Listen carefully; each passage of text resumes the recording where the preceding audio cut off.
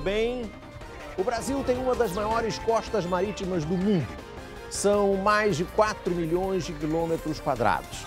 Tem também a maior reserva de água doce do planeta. Mesmo assim, o brasileiro quase não come peixe e o Brasil importa peixe. Pode. A presidenta Dilma Rousseff acabou de lançar um plano safra só para pesca. O programa vai criar uma linha de crédito de 4 bilhões de reais para pescadores e cooperativas de todo o país. A presidenta quer transformar o Brasil num grande exportador de pescado. Tenhamos ambição. E a nossa ambição é transformar o Brasil numa potência pesqueira. Sobre esse assunto, eu converso com o autor do plano, o ministro da Pesca, Marcelo Crivella, que é senador pelo PRB do Rio de Janeiro. Ele tem a missão de construir nada mais, nada menos do que 60 mil tanques para a piscicultura, entre outras tarefas. Eu vou conversar com o ministro que está em Brasília. Ministro, é um prazer recebê-lo no nosso programa. A minha primeira pergunta seria, em 7 meses no Ministério, o senhor conseguiu uma verba de 4 bilhões de reais da ministra Miriam Belchior e da presidenta Dilma Rousseff, que são conhecidamente duas mãos fechadas. O que o senhor fez para liberar 4 bilhões de reais? Paulo Henrique, é um prazer enorme estar aqui no seu programa, que é campeão de audiência, falando com os telespectadores da Record. Na verdade, foi o negócio da pesca. Hoje, no mundo inteiro, há um consenso de que a produção de proteína animal, para atender a demanda, virá do pescado. Quer dizer, nós não podemos imaginar um mundo que vai chegar a 15 bilhões de habitantes em 2030 se alimentando de frango, de suíno ou de carne bovina. De fato, o que o mundo todo hoje prevê é que vai aumentar muito o consumo de peixe. Agora, esse peixe não virá seguramente do mar, porque as reservas oceânicas estão sobreexplotadas. Esse peixe virá da aquicultura. E aí, Paulo Henrique, que é a boa notícia. Nós somos o primeiro país no mundo em reserva de água doce. O segundo, que é a Rússia, é menos da metade do que nós temos. A presidente vislumbrou isso e sabe que chegou a hora de investir maciçamente para o Brasil ser esse grande produtor de pescado para si e para o mundo. Quer dizer, então, que boa parte desses 4 bilhões serão dirigidos à piscicultura e daí é que nós começamos a falar desses tanques, desses 60 mil tanques que o senhor tem que construir. Paulo Henrique, na verdade, a piscicultura, ela é feita nos nossos reservatórios, açudes, lagos, represas, sobretudo nos grandes lagos das nossas hidrelétricas. O Brasil tem mais de 1.000 hidrelétricas. Algumas são PCHs, mas nós temos grandes hidrelétricas. Por exemplo, essa obra magnífica que nos deixou Juscelino Kubitschek de Oliveira, que é Três Marias, aqui perto de Brasília. Ela é 13 vezes maior que a Baía de Guanabara, Três Marias. Naquelas águas, nós podemos produzir muito peixe. Com tanques, rede, onde se coloca o alevino, se engorda e aí vamos dizer assim, se despesca o pescado. Agora, nós temos também 12 bacias hidrográficas.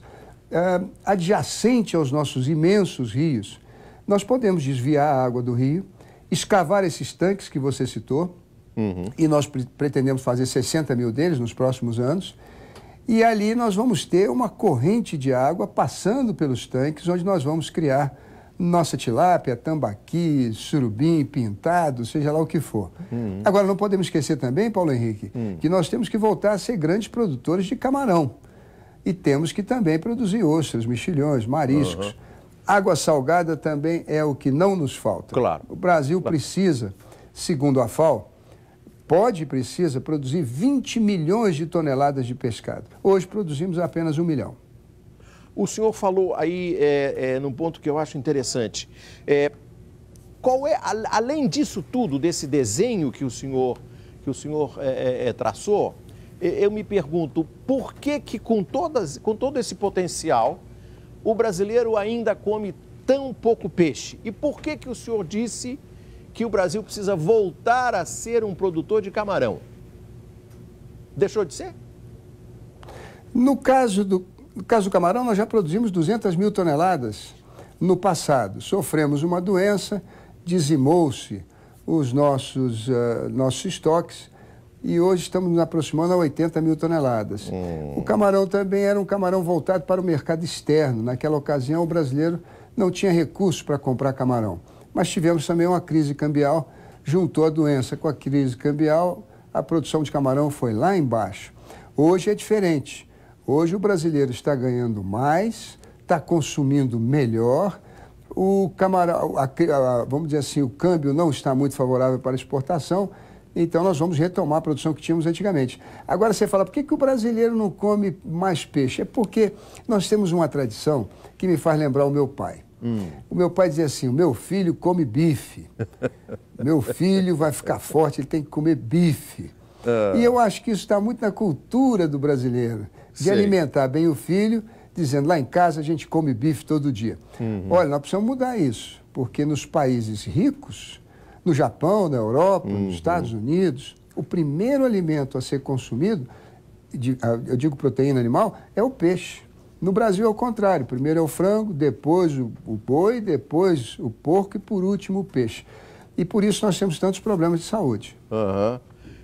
Tantos problemas de saúde como? O Brasil tem que dar de graça hoje remédio para pressão alta. Nós temos que dar também de graça remédio para diabetes. Tudo isso são hábitos alimentares aliados ao sedentarismo. Quem come carne, por exemplo, ele sai da churrascaria doido para dormir. Ele sai da churrascaria pronto para ir para uma rede, para descansar. Se ele comesse a mesma quantidade de peixe, ele ia sair dali pronto para jogar uma partida de futebol. E o senhor vê, lembrando-se do seu pai, lá em casa o prato diário era arroz, feijão, bife e batata frita. Tinha que ter um bife. Se não tivesse bife, não era uma refeição completa. Aí nós substituímos o bife pelo churrasco. Hoje o brasileiro gosta de churrasco, não é isso? Nós comemos 9 quilos de peixe por ano, o que é 3 quilos a menos do que a Organização Mundial de Saúde prevê como mínimo. Nos outros países se come 20, 25 quilos de peixe por ano. No Japão, essa média vai para 40 quilos. Agora, esse alimento é muito bom. Eu queria te contar uma história que eu ouvi recentemente, que é muito significativa. Era de uma menina pobre que morava no Rio de Janeiro. Ela voltava da escola e ia para a feira, porque ela tinha que ajudar em casa. A barraca na feira que ela trabalhava era a peixaria, a barraca do peixe. Então ela podia levar como pagamento alguns peixinhos para casa. A mãe dela, da cabeça e do rabo, fazia um pirão. Do corpo, filé. E ao redor dos olhos, tinha o cuidado de tirar aquela geleia e colocava numa canequinha. E dizia para ela, minha filha, você precisa comer sempre peixe, porque você vai aprender o que o professor ensina e não vai esquecer. Pois bem, a menina acreditou, passou a ter o hábito de comer peixe. Você sabe quem é a menina hoje? É a presidenta da Petrobras, a maior empresa do nosso Rio de Janeiro, do Brasil e uma das maiores do mundo. De tal maneira que nós precisamos mostrar aos nossos filhos de que comer peixe é muito bom. Ministro, vamos falar do programa e das suas repercussões propriamente ditas. Quantas famílias devem subir acima da linha da pobreza com esse programa de investimentos com esse programa de safra dedicado à pesca?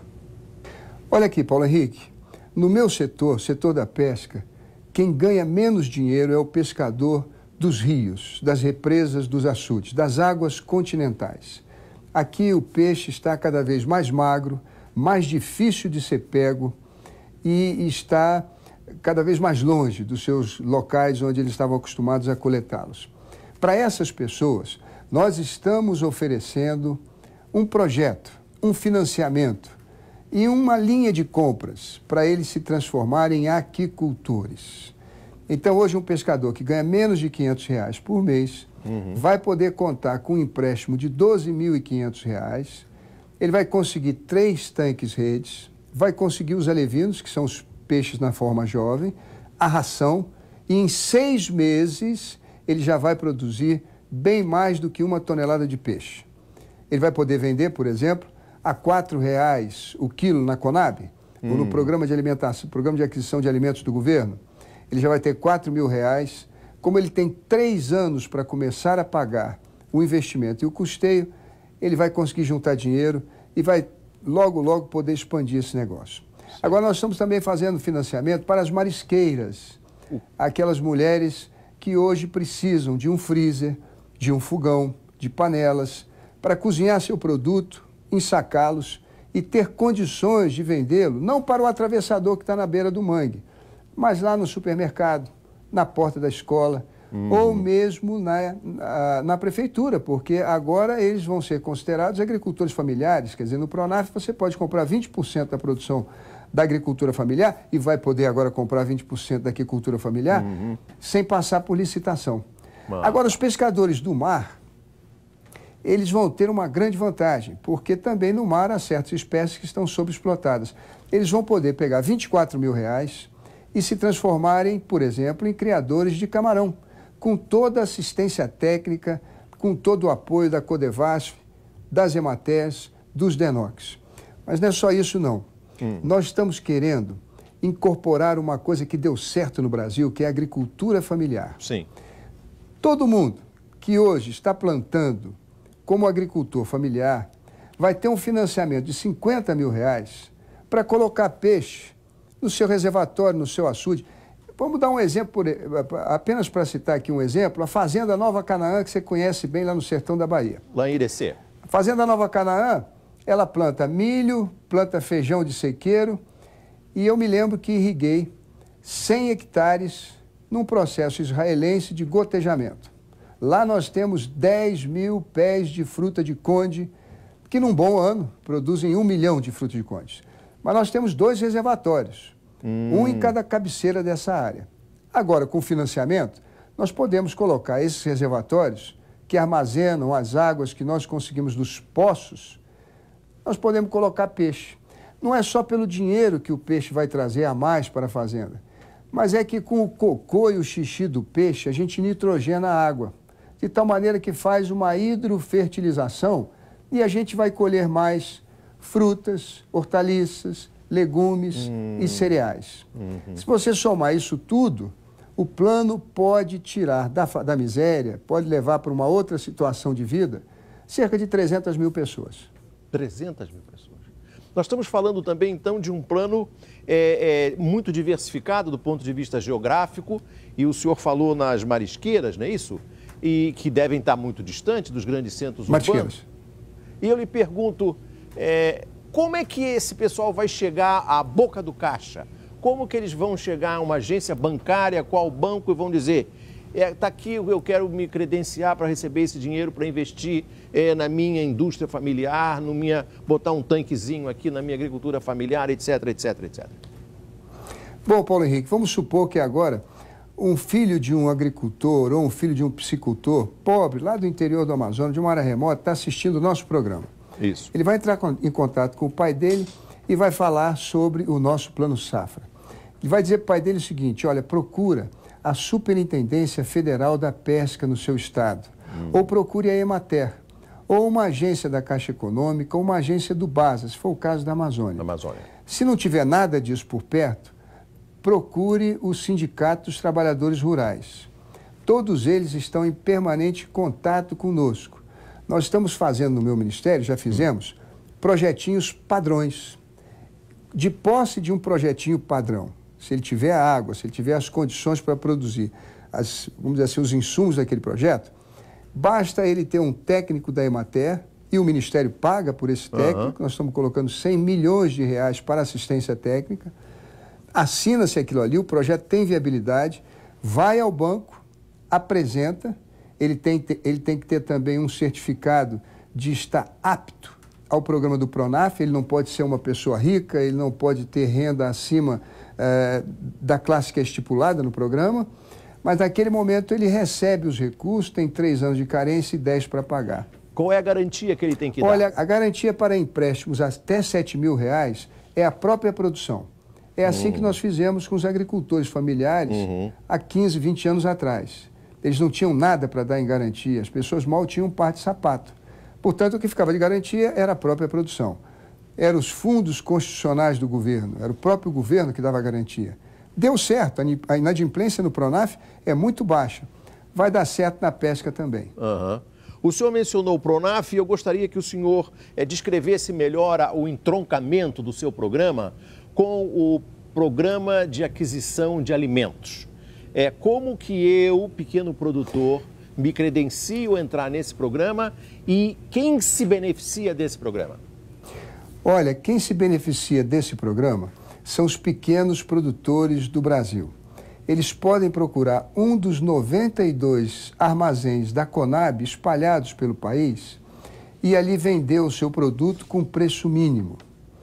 Eu vou te dar um exemplo. Alguns dias atrás, nós todos ficamos penalizados quando, no pico da safra, a gente viu um monte de peixe sendo desperdiçado lá no Amazonas. O Domingo Espetacular mostrou isso. Num acordo com a Conab, o jaraqui, o peixinho que estavam vendendo saco de jaraqui, a 50 centavos, hoje a Conab está comprando a R$ 1,50 o quilo. É a política de preço mínimo. No Programa de Aquisição de Alimentos do Governo Federal, nós temos recursos da ordem de 2 bilhões de reais. É a comida das nossas crianças nas escolas que é adquirida. Pois bem, ano passado, em 2011, o programa comprou 20 milhões de reais, comprou 5 mil toneladas, pagou R$ 4,00 o quilo. Esse ano, a ideia é quintuplicar isso, é comprar 100 milhões de reais, 20 mil toneladas, de tal maneira que não vai faltar comprador para os nossos produtos. E é bom lembrar que nós somos um mercado importador. Sim. Nós estamos importando $1 bilhão de peixe, ainda que a gente esteja comendo muito pouco. Ministro, voltando à nossa conversa, o senhor falou que o Programa de Aquisição de Alimentos é aquele que fornece comida para as crianças das escolas públicas do Brasil. Se eu entendo bem, existe aí uma intenção subreptícia do senhor ao vender pescado para esse programa, também ir mudando desde pequenino a cabeça do consumidor brasileiro, da criança brasileira, no sentido de começar a gostar mais de peixe? Sem sombra de dúvida. Eu acho que as crianças precisam adquirir esse hábito, porque é um hábito que elas vão levar muito saudável para o resto da vida. O fato é que hoje esse ano fizemos uma estatística, uma pesquisa nas escolas brasileiras dos 5.564 municípios do Brasil. Apenas 20% oferecem peixe para as crianças uma vez por mês. E nós perguntamos por quê. Então, as merendeiras, as professoras que responderam à pesquisa disseram que o pescado é difícil de ser encontrado, está caro, em alguns lugares não tem frigoríficos, freezers para estocar. Perfeito. Tudo isso nós estamos levando em consideração para que a gente possa dotar essas escolas, no novo Plano Safra, com peixes entregues congelados. Eu acho que é uma maneira da gente garantir o futuro das nossas crianças. Elas precisam comer bem, e comer bem significa incluir na dieta o pescado. Sim. O Plano Safra, ele tem vamos dizer, esse objetivo maior, quer dizer, chegar até 2014 com 20 milhões de toneladas de produção. Então, eu espero que, aumentando a produção, diminua o preço e esse pescado possa chegar às escolas com bastante qualidade. O senhor tocou num ponto aí, ministro, que eu gostaria que o senhor esclarecesse. Quando o senhor fala de oferecer o pescado lá na ponta, no interior do Amazonas, no interior de Goiás ou de Minas, tem um problema aí de fornecer equipamentos para congelar o peixe que o senhor vai levar. Isso aí já é uma outra indústria, já é um outro negócio, que é a indústria capaz de levar alimentos congelados. Não, sem dúvida. O Ministério da Pesca está investindo. O plano não é só financiamento, tem investimento também. E o investimento nosso é em fábrica de gelo, em câmaras frigoríficas, em máquinas que vão eviscerar esse peixe, vão filetar esse peixe, em máquinas que vão também, em determinados centros, separar o óleo das vísceras. 10% de um peixe, Paulo Henrique, são vísceras. E 1/3 das vísceras são óleo. Ontem, lá no Palácio do Planalto, nós assinamos, junto com o Plano Safra, um acordo com a Petrobras, que vai comprar todo o óleo de peixe produzido no país para a produção de biodiesel. Como? Quer dizer, nós estamos falando de um conjunto completo, de aproveitar o peixe, inclusive no couro. Deixa eu entender bem. O óleo do peixe vai produzir biodiesel? Sim, o óleo do peixe vai produzir biodiesel. 1/3 das vísceras dos peixes Caramba. é óleo. E esse óleo, pelo acordo que assinamos ontem com a Biobras, com o Miguel Rosseto, será adquirido pela Petrobras para a produção de biodiesel. Vamos tocar num outro ponto, ministro. Pelo que eu pude ler para me preparar para essa nossa conversa, eu percebi que o Plano Safra ele é muito focado na questão do pequeno produtor, criar mecanismos para criar uma indústria que também promova a ascensão social. Agora, a grande indústria do pescado, o grande produtor de pescado, o japonês, o canadense, o americano, o europeu, como é que o seu plano engloba esse também grande produtor, que tem grandes barcos e grandes investimentos em refrigeração, por exemplo? Olha, o grande industrial, ele vai ser beneficiado por uma linha de crédito que nós criamos chamada Proaquicultura. São condições super favoráveis do BNDES para emprestar diretamente a eles. Eles vão ter prazo maior, vão ter carência, vão ter juros menor, bem menor do que o que se toma nos bancos. Mas antigamente também, Paulo Henrique, era muito difícil a indústria da pesca conseguir dinheiro no BNDES porque a garantia pedida era muito alta, às vezes 130% do dinheiro que ele ia tomar. Agora nós mudamos isso. Quer dizer, como o BNDES, e é bom que a gente faça citação disso, quer dizer, os técnicos do BNDES estão considerando o negócio de peixe no Brasil, sobretudo a aquicultura, como um novo pré-sal. A riqueza disso é um novo pré-sal. Então o foco já não vai ser mais na garantia, mas na viabilidade da expansão do projeto. Então a inovação que o BNDES fez para a linha da pesca, da aquicultura, vai empolgar os empresários. É um dinheiro, como disse, com prazo de financiamento maior, com carência e com juros menores. Agora, nós também desoneramos o setor. Nós estamos procurando dar ao setor da pesca os mesmos benefícios que no passado teve o setor de aves, o setor de suínos e o setor de bovinos. Eles agora não estão precisando mais pagar o INSS dos seus funcionários. Eles podem optar por pagar 1% do faturamento total. Exato. Isso vai dar uma renúncia de aproximadamente 100 milhões de reais para a indústria da pesca. E já existem hoje grandes grupos brasileiros interessados nesse dinheiro do BNDES? Ah, existem. Eles estavam na fila, haviam muitos que estavam na fila e não estavam com o projeto aprovado. Eu recebi a visita de tantos deles no nosso ministério que há 2 meses atrás eu chamei o presidente do BNDES e nós fizemos uma jornada de trabalho. Passamos o dia todo no auditório do Ministério da Pesca aqui em Brasília com a diretoria do BNDES e os empresários do setor. E ali foram colocadas todas as dificuldades que nós agora resolvemos, atendemos no Plano Safra da Pesca, da Aquicultura e no programa Proaquicultura do BNDES. Ministro, eu devo confessar com toda franqueza ao senhor que eu vi um ponto aqui no seu Plano Safra que me deixou decepcionado. E eu faço isso com o coração partido. O senhor vai instalar um centro de referência para o desenvolvimento da aquicultura no Distrito Federal. O Distrito Federal, que eu saiba, tem um lago muito michuruca que que o Niemeyer construiu ali para as pessoas não morrerem sufocadas pela falta de umidade em Brasília. Por que o senhor senador, pelo Rio de Janeiro, não levou esse centro de referência, por exemplo, para o Rio Carioca, para o Rio Maracanã? Não ficaria mais bonito ali ao lado do novo Maracanã, ministro?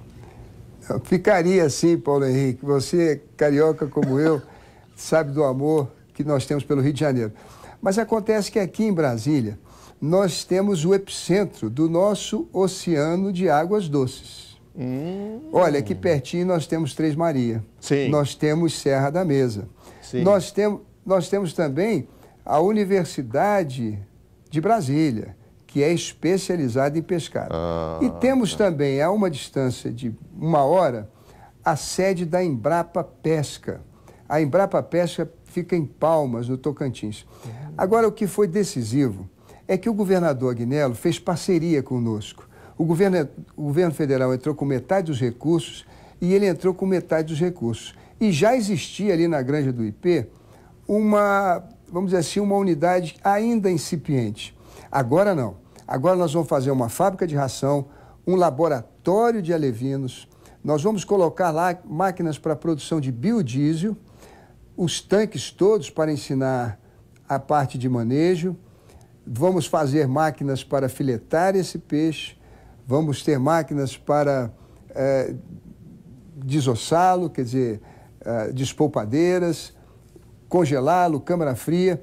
E as delegações, inclusive internacionais, vem muita gente da África, muita gente da América Latina para ter acesso à tecnologia do Brasil. Eles aqui em Brasília vão poder visitar, fazer cursos. Mas eu quero dizer a você que eu estou pedindo à presidenta Dilma para colocar esse novo Instituto de Oceanografia no Rio de Janeiro, num terreno em que nós temos na Ilha do Governador, que era a intenção do Ministério fazer o terminal pesqueiro, a população não aceitou, são 24 mil metros quadrados, e eu tenho lá, com a presidenta Dilma, um pedido, um apelo, para que esse instituto, que vai correr nossos mares com barcos pesquisas, para ver não só a geologia do mar, talvez a política de portos, a política de navegação, e também, vamos dizer assim, explorar nossos estoques pesqueiros, seja lá no Rio de Janeiro, e eu tenho certeza que aí você não vai ficar mais zangado comigo. Aí de frente para a Baía de Guanabara, que maravilha. A presidenta Dilma não resistirá a esse apelo. Agora, ministro, uma última questão nesse campo. O senhor mencionou aí a Embrapa. A Embrapa, como se sabe, tem um papel decisivo no desenvolvimento da agricultura brasileira, no desenvolvimento da produção de frango, suíno, boi, tudo. A Embrapa é um pouco a nossa NASA. Eu pergunto ao senhor, o que a Embrapa já sabe, já descobriu e está fazendo para a indústria da pesca? A Embrapa está ainda em construção. Nós estamos terminando o prédio da Embrapa. Eles acabaram de fazer um concurso, de trazerem pesquisadores e estão agora, com o apoio do MPA e também do Ministério da Ciência e Tecnologia, iniciando suas pesquisas. Você falou bem, a Embrapa é a nossa NASA. Eu me lembro, Paulo Henrique, na época que os americanos diziam que o Brasil jamais seria um grande produtor de soja. Por quê? Porque a soja é fotossensível. Ela pega muito sol, ela cresce, fica desse tamanhozinho e já começa a dar flor e fruto. Então, o que fez a Embrapa? Pesquisou para que ela fizesse a sua reprodução só quando fosse grande. Era como se uma menina, ao invés de ovular aos 12 anos, passasse a ovular aos 18. Isso fez de nós os maiores produtores de soja, praticamente, do mundo. Hoje, o maior exportador. Nós temos vários problemas desse tipo. Hoje somos o maior exportador. O maior exportador do mundo. Somos, pois é, de soja. Você vê, a nossa tilápia, ela tem 35% de filé, ela come 1,5 kg de ração para engordar 1 kg e demora 6 meses para alcançar 1 kg. Nós queremos que a nossa tilápia tenha 45% de filé. Nós vamos ter que fazer um estudo genético. Nós precisamos que ela coma apenas 1 kg de ração e engorde 1 kg. Nós vamos ter que estudar todo o processo digestivo dela. E nós queremos que ela engorde em 3 meses e não em 6 meses. Quem vai fazer isso para nós? É a Embrapa. O senhor está querendo inventar uma tilápia, ministro? Se Deus quiser, tilápia brasileira. Tilápia do Cerrado. Tilápia do Cerrado. Ministro, vamos fazer uma... Vamos agora aproveitar a gentileza de o senhor aceitar o nosso convite aqui no dia seguinte ao lançamento do seu plano e aproveitar a sua vivência como homem público e como político e perguntar o seguinte: o senhor é do PRB. O PRB teve como um dos seus melhores resultados nessa campanha para o vereador e prefeito aqui em São Paulo, com a votação expressiva do seu candidato, Celso Russomano. Como é que foi o PRB nessa eleição? O senhor está feliz ou está triste porque o Russomano não foi para o segundo turno? Eu fiquei muito triste, como todos nós do partido. Nós achávamos que a eleição estava ganha. Você imagina, nós vamos dormir com a eleição ganha e, de repente, não vamos nem para o segundo turno. Foi uma tragédia para todos nós. Agora, eu já vivi isso antes. No Rio de Janeiro, disputei 2 eleições em que deixei de ir para o segundo turno por pouquíssimos votos. A última eleição para prefeito, eu estava disparado na frente. São coisas da política. O homem público precisa entender que o povo testa as pessoas e o seu comportamento e o amadurece exatamente nas controvérsias, nas dificuldades. Uma vez o presidente Sarney me falou que ele perguntou ao Tancredo Neves quais eram as 10 virtudes de um homem público. E o Tancredo disse para ele: Sarney, as 7 primeiras eu e você já sabemos. Paciência. As outras 3 você bota o que você quiser, que tá bom. O Adenauer dizia que a melhor coisa que Deus pode dar para um político é couro de elefante. Saber apanhar. Então, o meu partido, nas suas lutas, nas suas dificuldades, está se fortalecendo e se preparando para servir ao povo com muito melhor espírito público, com muito mais idealismo, com muito mais vontade, com muito mais renúncia. Eu acho que o que caracteriza o PRB, e eu vejo isso nos meus colegas, é que nós temos um espírito de renúncia e de idealismo que hoje é raro de se ver na política. Se você olhar a biografia de todos nós, vai ver que todos tiveram grandes serviços prestados ao país. Agora, as lutas nós vamos ter que enfrentá-las, mas no fundo pode ter certeza que o nosso povo vai reconhecer nosso esforço e lá na frente nós vamos ter a oportunidade de governar São Paulo, Rio, vários estados e quem sabe até o nosso país. Enquanto isso não acontece, ministro, o senhor em 2014 estará no palanque da presidenta Dilma? Mas eu não posso deixar de estar. Nós todos temos que prestar as maiores homenagens a essa dama ilustre que não só possui todas as delicadezas da bondade, da ternura, da alma feminina, mas também as resistências morais e de caráter da mulher brasileira. A presidenta Dilma tem feito um excelente governo, merece o nosso apoio e o aplauso do povo brasileiro. Ministro, eu espero que a presidenta não veja esse programa, porque senão se ocorre risco de ganhar mais 4 bilhões na segunda-feira. Poxa, que beleza! E o TRE vai dizer que esse programa aqui virou chapa branca, ministro. Assim não pode. Mas a eleição acabou. Tá bom. Ministro Crivella, é sempre um prazer conversar. Vamos conversar ainda muito sobre pesca e a mudança da dieta do brasileiro. Muito obrigado. Muito obrigado, Paulo Henrique. Deus abençoe o senhor. Muito obrigado, muito obrigado. O Entrevista Record fica por aqui e você pode rever esse programa no site da Record News, no portal R7. Boa sorte, Record News Jornalismo, 24 horas de plantão.